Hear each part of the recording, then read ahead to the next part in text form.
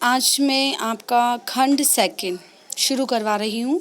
इस खंड में हम आधुनिक विश्व और ये जो चरवाहा समुदाय थे ना, उनकी ज़िंदगी के बारे में किस तरीके से उनके रहन सहन में बदलाव आया उसका अध्ययन करेंगे। किस तरीके से आधुनिक विश्व का उदय हुआ, वन्य समाज और उपनिवेशवाद की शुरुआत कैसे करेंगे। ये जो मैं चैप्टर शुरू कर रही हूँ उसका नाम है वन्य समाज और उपनिवेशवाद। ठीक है। अपने स्कूल और घर में चारों ओर नज़र दौड़ाकर उन सभी वस्तुओं को पहचानने की कोशिश करें जो जंगल की हैं। इस किताब का कागज़, मेज, कुर्सियाँ, दरवाजे, खिड़कियाँ, वह रंग जिनसे आपके कपड़े रंगे जाते हैं, मसाले, आपकी टॉफ़ी के सेलोफेन रैपर, बीड़ियों के तेंदूपत्ते, गोंद, शहद, कॉफ़ी, चाय और रबड़, साथ ही चॉकलेट में इस्तेमाल होने वाला तेल जो साल के बीजों से निकलता है, खाल से चमड़ा बनाने में इस्तेमाल होने वाला चर्म शोधक टैनिन या दवाओं के रूप में इस्तेमाल होने वाली जड़ी बूटियाँ, इन सब को भी हमें नहीं भूलना चाहिए। और हाँ, बाँस, जलावन की लकड़ियाँ मतलब जलाने वाली लकड़ियाँ, घास, कच्चा कोयला, पैकिंग में उपयोग होने वाली वस्तुएं, फल, फूल, पशु, पक्षी और ढेरों दूसरी चीज़ें भी तो जंगलों से ही प्राप्त होती है। अमेज़न या पश्चिमी घाट के जंगलों के एक ही टुकड़े में पौधों की 500 अलग अलग प्रजातियां मिल जाती है। यह विविधता तेजी से लुप्त होती जा रही है। औद्योगिकरण के दौर में सन 1700 से 1795 के बीच 139 लाख वर्ग किलोमीटर जंगल यानी दुनिया के कुल क्षेत्रफल का 9.3% भाग औद्योगिक इस्तेमाल, खेतीबाड़ी, चरागाह व ईंधन की लकड़ियों के लिए साफ कर दिया गया। जैसे जनसंख्या बढ़ी वैसे वैसे लोगों ने जो अपना अधिकार क्षेत्र है ना अधिग्रहण करना पड़ा जंगलों में। और जंगलों से आपने अभी पढ़ा देखा पूरे हमारे जो डेली की जो लाइफ है, रोज़मर्रा की जो जीवन है, उसमें आप देखो हर तरफ नज़र दौड़ाओगे तो हमें जंगलों से प्राप्त उत्पाद जो होते हैं ना वो सतही वह अपने आप ही नज़र आ जाएंगे। लेकिन जंगलों का धीरे धीरे अधिग्रहण करना प्रारंभ किया, औद्योगिकरण हुआ, जंगलों को साफ किया, उसकी जगह फैक्ट्रियाँ, कल कारखाने लगाए जाने लगे। ठीक है। और वनों का विनाश क्यों? वनों के लुप्त होने को सामान्यतः वन विनाश कहते हैं। वन विनाश कोई नई समस्या नहीं है। वैसे तो ये प्रक्रिया कई सदियों से चली आ रही थी, लेकिन औपनिवेशिक शासन के दौरान इसने कहीं अधिक व्यवस्थित और व्यापक रूप ग्रहण कर लिया। आइए भारत में वन विनाश के कुछ कारणों पर गौर करते हैं। आखिर क्यों जंगलों को काट दिया गया, जंगलों को साफ कर दिया गया और किस तरीके से वनों का विनाश हुआ। पहला है ज़मीन की बेहतरी। सन 1600 में हिंदुस्तान के कुल भूभाग के लगभग छठे हिस्से पर खेती होती थी। आज ये आंकड़ा बढ़कर आधे तक पहुंच गया है। इन सदियों के दौरान जैसे जैसे आबादी बढ़ती गई, खाद्य पदार्थों की मांग भी बढ़ी और वैसे वैसे किसान भी जंगलों को साफ करके खेती की सीमाओं को विस्तार करने लगे। क्योंकि आबादी बढ़ेगी तो उस आबादी के लिए खाने के लिए तो चाहिए ना, तो खाद्य आपूर्ति करने के लिए किसान ने क्या किया, अधिक खेती करने की ज़रूरत महसूस करी और अधिक खेती करने के लिए उसे ज़मीन भी ज़्यादा चाहिए, तो वो क्या करने लगा, जंगलों को साफ करने लगा। औपनिवेशिक काल में खेती में तेजी से फैलाव आया, तेजी से वृद्धि आई। इसकी कई वजह थी। पहले अंग्रेजों ने व्यावसायिक फसलें, जैसे कि मैंने पिछले चैप्टर्स में आपको पढ़ाया था ना कि नील की खेती, पटसन, जूट, गेहूं, कपास के उत्पादन को जमकर प्रोत्साहित किया, क्योंकि व्यावसायिक है ये जो खेती है वो किस प्रकार की, पटसन, जूट, गन्ना, इनको हम व्यापारिक तरीके से उगाते हैं, अधिक पैसा मिलता है। 19वीं सदी के यूरोप में बढ़ती शहरी आबादी का पेट भरने के लिए खाद्यान्न और औद्योगिक उत्पादन के लिए कच्चे माल की जरूरत थी, लिहाजा इन की मांग में इजाफा हुआ, मतलब बढ़ोतरी हुई। दूसरी वजह यह थी कि 19वीं सदी की शुरुआत में औपनिवेशिक सरकार ने जंगलों को अनुत्पादक समझा कि जंगलों से हमें कुछ भी प्राप्त नहीं होता है, जंगल हमारे लिए उपयोगी नहीं है, इसीलिए अच्छा होगा कि हम जंगलों को साफ कर दें और उसकी जगह खेती करना प्रारंभ कर दें। उनके हिसाब से इस व्यर्थ के बियाबान पर खेती करके उसे राजस्व और कृषि के उत्पादों को पैदा किया जा सकता है और इस तरह राज्य की आय में बढ़ोतरी की जा सकती है। और यही वजह थी सन 1800 से 1900 के बीच खेती योग्य जमीन के क्षेत्रफल में 67 लाख हेक्टेयर की बढ़त पाई गई। क्योंकि औपनिवेशिक सरकार क्या समझ रही थी कि जंगल हमारे लिए कोई उपयोगी नहीं है। उपयोगी इससे अच्छा ये है ना कि हम जो खेती बाड़ी का जो क्षेत्र है उसको बढ़ा दें, और तो उससे हमें राजस्व, किसानों की अच्छी स्थिति होगी तो राजस्व भी हमें अच्छा मिलेगा।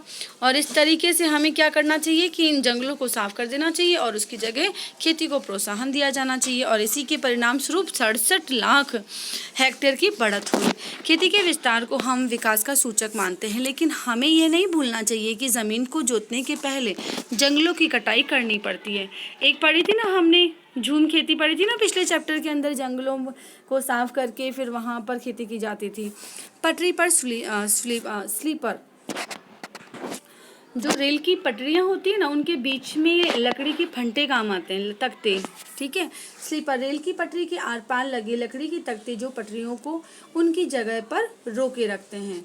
दोनों लोहे के बीच में देखोगे तो लकड़ी के ही मिलेंगे, वो तख्ते से हैं, उसको बोलते हैं। उसके लिए पेड़ पौधे मतलब पेड़ों की लकड़ी काम आती है। 19वीं सदी की शुरुआत तक इंग्लैंड में बलूत ओक के जंगल लुप्त होने लगे। इसकी वजह से शाही नौसेना के लिए लकड़ी की आपूर्ति में मुश्किल आ खड़ी हुई। मजबूत और टिकाऊ लकड़ी की नियमित आपूर्ति के बिना अंग्रेजी जहाज भला कैसे बन सकते थे, क्योंकि जहाज़ों का निर्माण भी लकड़ी से ही किया जाता था। सन 1820 के दशक में खोजी दस्ते हिंदुस्तान की वन संपदा का अन्वेषण यानी खोज करने के लिए भेजे गए।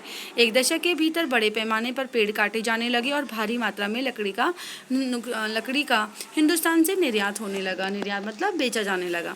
सन 1850 के दशक में रेल लाइनों के प्रसार ने लकड़ी के लिए एक नई तरह की मांग पैदा कर दी। शाही, क्योंकि जैसे जैसे रेल लाइनों का विस्तार होगा पटरियों की ज़्यादा आवश्यकता होगी, तो उसके बीच में हमें किसकी ज़रूरत पड़ेगी, लकड़ी की जो वो लगाते ना स्लीपर, वो। शाही सेना के आवागमन और औपनिवेशिक व्यापार के लिए रेल लाइनें अनिवार्य कर दी गई थी। इंजनों को चलाने के लिए ईंधन के तौर पर और रेल की पटरियों को जोड़े रखने के लिए स्लीपरों के रूप में लकड़ी की भारी मात्रा में जरूरत पड़ी।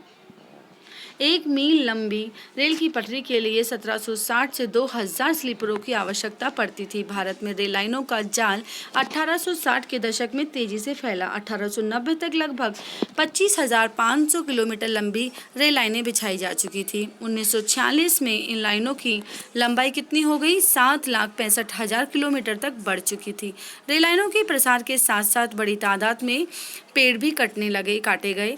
अकेले मद्रास प्रेसिडेंसी में 1850 के दशक में प्रतिवर्ष 35,000 पेड़ स्लीपरों के लिए काटे गए। सरकार ने आवश्यक मात्रा की आपूर्ति के लिए निजी ठेके दिए। इन ठेकेदारों ने बिना सोचे समझे पेड़ काटना शुरू कर दिया। रेल लाइनों के इर्द गिर्द जंगल तेजी से गायब होने लगे। तो पहला कारण तो क्या था, जनसंख्या वृद्धि, जिसके कारण खाद्य आपूर्ति को बढ़ाने के लिए किसानों ने खेती के क्षेत्र को बढ़ाया और जंगलों को साफ किया। दूसरा कारण क्या था, रेल लाइनों का फैलाव। ये देखिए क्या है, रंगून के एक लकड़ी गोदाम में लकड़ी की तहतीर सहेजता हुआ हाथी। देखो, औपनिवेशिक दौर में अक्सर हाथियों का इस्तेमाल जंगलों और लकड़ी के गोदामों में भारी भरकम लकड़ी को उठाने के लिए किया जाता था। मतलब अंधाधुंध तरीके से लकड़ियों को काटा जाने लगा। ये देखिए कितनी मोटे मोटे पेड़ों को काट काट के लकड़ियों को लेके जा रहे हैं। देखो, लट्ठे ले जाते हुए ट्रक। लट्ठे काटने के लिए किसी क्षेत्र का चुनाव करने के बाद वन विभाग सबसे पहले चौड़ी सड़कों का निर्माण करते थे, जिससे ट्रकों का प्रवेश संभव हो सके। जंगल के उन रास्तों से इसकी तुलना करें जिनसे होकर लोग ईंधन की लकड़ी या दूसरे लघु वन उत्पाद इकट्ठा करने के लिए जाया करते थे। ऐसे अनेक ट्रक लकड़ी से भरे हुए जंगलों से बड़े बड़े शहरों को जाते थे। अब है बागान। यूरोप में चाय, कॉफ़ी, रबर की बढ़ती मांग को पूरा करने के लिए इन वस्तुओं के बागान बने और इनके लिए प्राकृतिक वनों का एक भारी हिस्सा साफ किया गया। औपनिवेशिक सरकार ने जंगलों को अपने कब्जे में लेकर उनके विशाल हिस्सों को बहुत सस्ती दरों पर यूरोपीय बागान मालिकों को सौंप दिया। इन इलाकों की बाड़ाबंदी करके, बाड़ाबंदी का मतलब होता है चारों तरफ वो कर देते ना कि भाई अंदर इसके कोई जो मवेशी है वो ना आए, और अपने क्षेत्र को एक तरीके से पाबंद कर देना। बाड़ाबंदी करके जंगलों को साफ किया गया और चाय कॉफ़ी की खेती की जाने लगी, क्योंकि इससे पैदावार अच्छी होती है और इनकम भी अच्छी होती है। व्यावसायिक वानिकी की शुरुआत करना। पिछले खंड में हमने देखा कि जहाज और रेल की पटरियां बिछाने के लिए अंग्रेजों ने अंग्रेजों को जंगलों की जरूरत थी। अंग्रेजों को इस बात की चिंता नहीं थी कि स्थानीय लोगों द्वारा जंगलों का उपयोग व व्यापारियों द्वारा पेड़ों की अंधाधुंध कटाई से जंगल नष्ट हो जाएंगे। उन्हें तो सिर्फ अपने मुनाफे से मतलब था। इसीलिए उन्होंने डाइट्रिच बेंडिस नामक एक जर्मन विशेषज्ञ को इस विषय पर मशवरे मतलब सलाह के लिए बुलाया और उसे देश का पहला वन महानिदेशक नियुक्त किया गया। क्या किया गया? पहला वन महानिदेशक नियुक्त कर दिया गया। इसको कॉपी में अंडरलाइन कर लीजिएगा। पहला वन महानिदेशक कौन था? ब्रेंडिस ने महसूस किया कि लोगों को संरक्षण विज्ञान में प्रशिक्षित करना और जंगलों के प्रबंधन के लिए एक व्यवस्थित तंत्र विकसित करना होगा। इसके लिए कानूनी मंजूरी की जरूरत पड़ेगी। वन संपदा के उपयोग संबंधी नियम तय करने पड़ेंगे। पेड़ों की कटाई और पशुओं को चराने जैसी गतिविधियों पर पाबंदी लगाकर ही जंगलों को लकड़ी उत्पादन के लिए आरक्षित किया जा सकेगा। इस तंत्र की अवमानना करके पेड़ काटने वाले को सजा का प्रावधान होगा। किसी भी व्यक्ति को सजा का भागीदार बनना होगा। इस तरह बेंडिस ने 1864 में भारतीय वन सेवा की स्थापना करी और 1865 में भारतीय वन अधिनियम को सूत्रबद्ध करने में सहयोग दिया। इसे भी अंडरलाइन करके कॉपी में नोट डाउन कर लीजिएगा। पहला वन महानिदेशक कौन था और भारतीय वन सेवा की स्थापना कब और किसके द्वारा की गई? 1865 के भारतीय वन अधिनियम को सूत्रबद्ध करने में सहयोग मिला। इंपीरियल फॉरेस्ट रिसर्च इंस्टीट्यूट की स्थापना 1906 में देहरादून में हुई।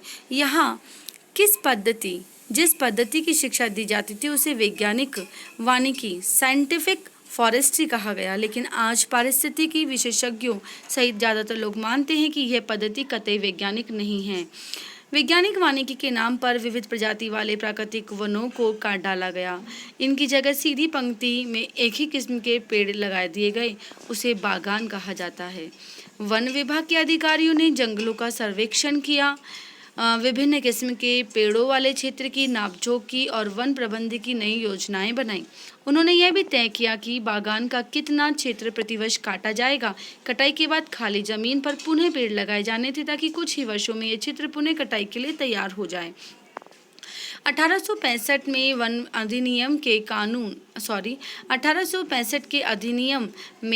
अधिनियम में के लागू होने के बाद इसमें 2 बार संशोधन किया, मतलब बदलाव किया। पहले 1878 में और दूसरा 1927 में। 1878 वाले अधिनियम में जंगलों को 3 श्रेणियों में बांटा गया जो आरक्षित, सुरक्षित और ग्रामीण थी। सबसे अच्छे जंगलों को आरक्षित वन कहा गया। गांव वाले इन जंगलों से अपने उपयोग के लिए कुछ भी नहीं ले सकते थे। वे घर बनाने और ईंधन के लिए केवल सुरक्षित या ग्रामीण वनों से ही लकड़ी ले सकते थे। तो आज की क्लास में हम इतना ही पढ़ेंगे कि किस तरीके से इनके जीवन में परिवर्तन आया। जो जंगल साफ किए गए उसके रीज़न क्या थे? पहला रीज़न था जनसंख्या वृद्धि, दूसरा रीज़न था जो रेल मार्गों का विस्तार हुआ वो प्रमुख रीज़न था, और जो बागान बने उन्होंने किस तरीके से जंगलों को नुकसान पहुंचाया। इसमें हमने महत्वपूर्ण पढ़ा कि जो प्रथम वन विशेषज्ञ या वन महानिदेशक कौन थे? डाइट्रिच बेंडिस। ठीक है, इन्होंने क्या किया था? प्रथम अधिनियम बनाया वन विकास का। इसको भी नोट डाउन कर लीजिएगा। और इन्होंने 3 क्षेत्र में बांटे थे, आरक्षित, ग्रामीण। ठीक है, और आरक्षित, सुरक्षित और ग्रामीण, इन तीनों क्षेत्रों को आप अपनी कॉपी में नोट डाउन कर लीजिएगा। और इसके बाद में वनों के नियमन से खेती कैसे प्रभावित हुई ये हम कल के चैप्टर में पढ़ेंगे। Okay students.